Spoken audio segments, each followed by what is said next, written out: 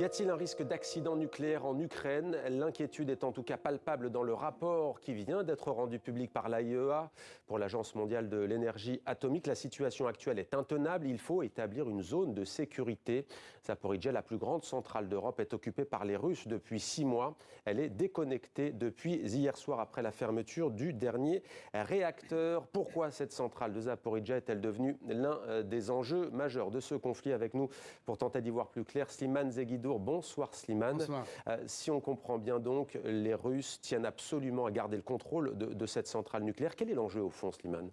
Alors écoutez, on a beau dire et répéter très justement que cette centrale était la plus grande d'Europe avec ses 6 réacteurs aujourd'hui désactivés, qu'elle était une des 10 les plus importantes du monde, mais elle ne produit qu'un cinquième de l'électricité ukrainienne et la moitié de l'électricité nucléaire ukrainienne. Et même sur ce plan de la production de l'électricité, il faut rappeler que le réseau électrique ukrainien a été débranché du réseau russe mère dès le lendemain de l'invasion russe et connecté sur le réseau européen.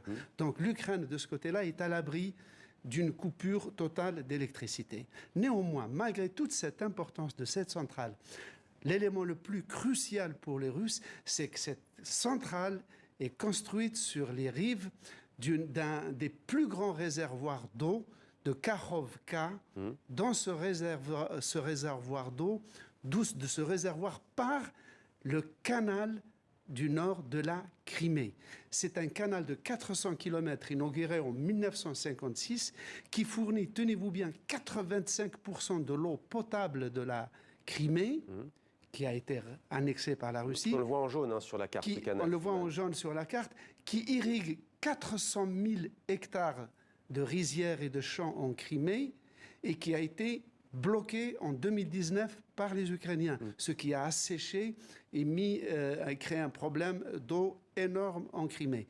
La première chose que les parachutistes russes ont fait dès la première semaine de l'invasion, c'est de réoccuper cette région, de rouvrir les vannes pour re-irriguer la Crimée. Donc vous nous dites que la Russie ne peut pas se passer de cette réserve d'eau? Sur ce plan-là, centrale nucléaire ou pas, cet enjeu est absolument vital car c'est la veine jugulaire qui fait vivre la Crimée est civile dans Sébastopol. Et Vladimir Poutine, on en parlera tout à l'heure, pendant ce temps-là, est dans l'extrême-orient russe. Slimane, faisons un point sur la situation dans cette région. Du coup, on a cette centrale. Beaucoup focalisent là-dessus. Les Russies, bon an, mal an, avancent, selon vous, en Ukraine, où les Ukrainiens mènent une contre-offensive qui peut porter ses fruits. On voit que les contre-offensives ukrainiennes marquent des points, bien que nous n'avons que de la communication des deux côtés, aussi bien côté russe que côté ukrainien. Si nous voulons rester des journalistes probes, nous devons dire que nous n'avons aucun moyen de vérifier la plupart de ces assertions. Néanmoins, il est sûr que l'armée russe piétine, il est sûr que les Ukrainiens marquent des points tactiques assez significatif. Néanmoins, la doctrine militaire russe n'est pas la doctrine militaire occidentale qui travaille sur le front.